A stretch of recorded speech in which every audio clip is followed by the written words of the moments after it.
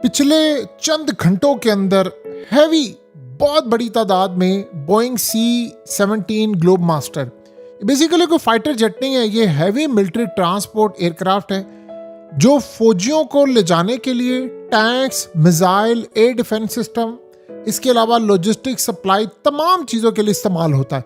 अब आप अगर गौर करेंगे तो पिछले चंद घंटों के अंदर बड़ी तादाद के अंदर C-17 मिडल ईस्ट आ रहे हैं, अमेरिका की जो मिलिट्री बेसिस हैं, फौजी अड्डे वहाँ पर आ रहे हैं और बड़ी तादाद के अंदर फौजियों को मुंतकिल किया जा रहा है। ये आप समझ लें कि इस सूरत हाल में अब प्लानिंग जो इन्होंने की थी अब वो आखिरी लेवल पर पहुंच चुकी है। बड़ी तादाद के अंदर इनकी फ्लाइट्स आ रही हैं, जिसमें पैट्रियोट आ रहा है, डिफेंस सिस्टम आ रहे हैं, मिसाइल आ रहे हैं, जो सपोर्ट यूनिट्स है वो आ रहे हैं, फौजी आ रहे हैं। एक ऐसा लग रहा है कि अब तक की सबसे बड़ी जो जंग होने जा रही है वो है। और जिन ममालिक में पैट्रियोट या थार्ड लगा हुआ था वहां से भी उठा कर ये यहाँ पर लेकर आ रहे हैं। आखिरी दफा हमने ये देखा था ईरान जंग से पहले, इराक जंग से पहले, अफगानिस्तान जंग से पहले, और ये तमाम जंगों से पहले हमने ऐसे मनाजिर देखे थे जो अब इस वक्त नजर आ रहे हैं। और ये इस वक्त मिडल ईस्ट में जो बेसिस हैं वहां पर आ रहे हैं। तो अमेरिका कर क्या रहा है? अमेरिका अपने एसेट्स को मूव कर रहा है ईरान जंग के लिए, क्योंकि सिर्फ 24 घंटे का टाइम है और ईरान ने इस वक्त कंप्लीटली ऐलान किया है कि अभी तक हमारा कोई डेलीगेशन पाकिस्तान नहीं गया।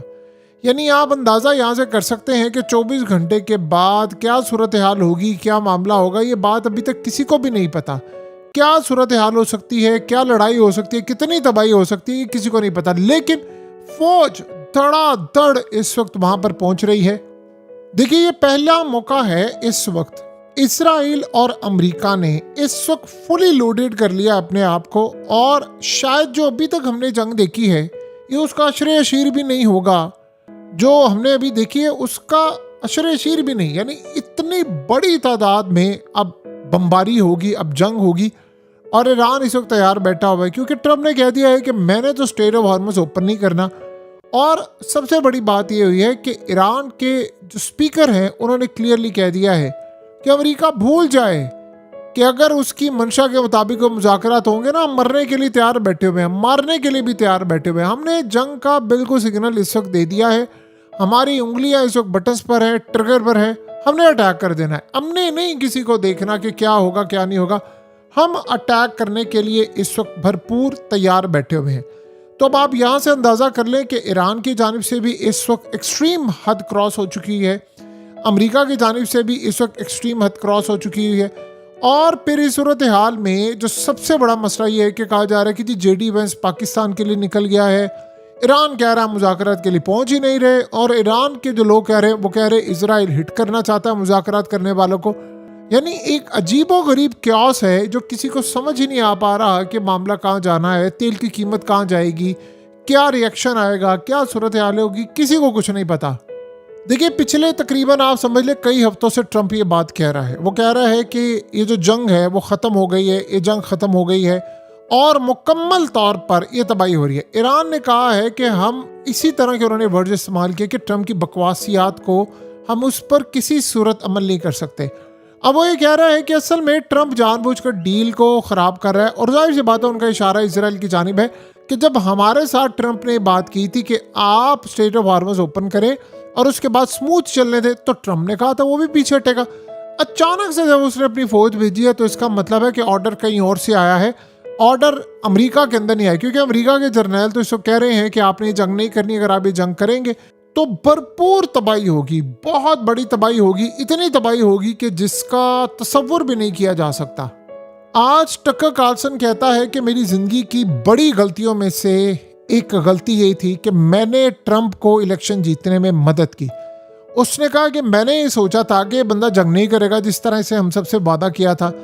उसने कहा कि मैं आज पूरी कौम से माफ़ी मांगता हूँ, पूरे वर्ल्ड से माफ़ी मांगता हूँ कि मैंने ट्रम्प को जितवाने में अपना आखिरी किरदार अदा किया। ट्रम्प ने असल में इसको इस्तेमाल किया, बड़ी तादाद के अंदर जलसों में बुलाया, और उसकी जाहिर सी बात है बड़ी तादाद में फ़ैन फॉलोइंग है, सपोर्ट है पूरे वर्ल्ड के अंदर। तो ट्रम्प ने उसको कैश करवाया, इलॉन मस्क को भी उसने कैश करवाया। और एंड पर हालत ये है कि ना इलॉन मस्क पास है, ना किसी भी वजह से टकर कार्लसन पास है, और दोनों ये बात कह रहे हैं कि हमें इसने इस्तेमाल किया है। अब मसला यहाँ पर सारा हुआ है कि इस सारी सूरत हाल को अगर आप देखें तो ये जंग इतनी बड़ी होने वाली है कि किसी भी वक्त कहीं पर भी हमें लड़ाई होती हुई नजर आएगी। ईरान ने कह दिया है कि अब हमें जाने की कोई ज़रूरत नहीं है, अब हमने सिर्फ मारना है। और जो ये कहानियाँ करवाई जा रही हैं ना कि पाकिस्तान में डेलीगेशन चला गया है, खबरें मिला रही है, उन्होंने कहा सब कुछ झूठ है। हमने किसी तरह की कोई ऐसी, यानी जिस मुज़ाकरात के अंदर ट्रंप हमें धमकियाँ देता फिर रहा है, हम ऐसे मुज़ाकरात को पाँव की ठोकर पर रखते हैं। और अमेरिका का जो बिहेवियर है वो कंटिन्यूसली, उन्होंने कहा ट्रंप पर आप कैसे भरोसा कर सकते हैं, वो कंटिन्यूसली बदलता जा रहा है जिसका कोई तसव्वुर भी नहीं कर सकते। देखिए सबसे बड़ी सूरत हाल ये है कि इस वक्त अमेरिका के बड़ी तादाद के अंदर फौजी मारे गए हैं। जो फौजी इस वक्त आ रहे हैं ये लड़ने के लिए तैयार नहीं है। और आप सोचें कि उनके जो घर वाले हैं, इतनी ज़्यादा पाबंदियां हैं कि एयरक्राफ्ट कैरियर पर जो मौजूद सेलर्स हैं वो अपने घर वालों को मैसेज नहीं कर सकते कि हमारे साथ क्या हो रहा है क्या नहीं हो रहा है। जितना हो सकता है वो बताते हैं, उसके अलावा सूरत हाल सोचें अब जब जंग छिड़ेगी तो इस जंग में कितनी तबाही होगी, क्या मामला होगा। यानी पूरी तरह आप अंदाज़ा कर लें कि इस वक्त जो अटैक होगा वो किस लेवल का होगा। यानी सारे के सारे, एक तो अमेरिका के फौजी अड्डे हैं, एक वाटर प्लांट है, पावर प्लांट है, ऑयल रिफाइनरीज है, सबको ईरान ने टारगेट पर ले लिया है। इजराइल के अंदर निशाने रख लिए उन्होंने। और गालिबन देखिए अमेरिका को भी ये बात पता है और इसराइल को भी पता है कि अब जो लड़ाई होगी वो बड़ी तबाहकुन होगी। वो इतनी ज़्यादा तबाहकुन होगी कि आज से पहले नहीं हुई। तो उन्होंने इस दफ़ा अपनी सारी हदें क्रॉस करने का फैसला किया है, क्योंकि इसराइल को ये बात पता है कि इस दफ़ा अगर हमारी ठुकाई हो गई ना तो दो चीज़ें होंगी, अवाम होगी सड़कों पर, लोग तबाह होंगे और इस दफ़ा ज़्यादा बर्बादी होगी। तो वो ये समझ रहे हैं। देखिए अगर तो आप ये समझ रहे हैं, जो अमेरिका के 4 स्टार जनरल रिटायर्ड वो आकर बार बार ये बात कह रहे हैं, ओपनली हाजिर सर्विस तो मीटिंग में ट्रंप को ये कह रहे हैं ना, लेकिन ऑफ द रिकॉर्ड भी अब ये मामला हो रहा है और मीडिया पर भी आ रहा है कि सारे ये कह रहे हैं कि आप बमबारी से ईरान को फतह नहीं कर सकते। अगर आप बमबारी से फतह करते होते तो आप अफगानिस्तान को ना फतह कर लेते, आप इराक को ना फतह कर लेते। ये हमेशा याद रखिएगा, चीज़ें जब भी होती है आपने अपना बंदा बिठाना होता है तो रिजीम चेंज से होता है, वो तो ऑलरेडी फेल हो चुका हुआ है। और अब ईरान के साथ ये हुआ है कि ईरान के जो लोग हैं वो इंतकाम लेना चाहते हैं, शदीद इंतकाम। ये बात आपको माननी पड़ेगी कि इसराइल की इंटेलिजेंस एक रिपोर्ट जब लीक हुई थी इस जंग से पहले, उन्होंने कहा था कि हमें 2 चीज़ों का सबसे ज़्यादा खतरा है कि अगर हमने इन कमांडरों को मार दिया या आयतुल्ला को मार दिया तो उसके बाद ज़्यादा सख्त गिर हार्ड लाइनर आ जाएंगे और वो हमें शायद छोड़ेंगे नहीं, वो आज तक जो हुआ नहीं वो हो जाएगा। ये बात उनकी बिल्कुल सच साबित हुई है। और दूसरी उन्होंने ये सूरत हाल कही थी कि अगर ये बात ज़हन में रखिएगा, रिजीम चेंज हमारा नाकाम हो गया तो बस फिर हम ईरान के अंदर कभी तब्दीली नहीं ला सकेंगे, ईरान फिर आउट ऑफ कंट्रोल हो जाएगा, वो अब किसी को नहीं छोड़ेगा।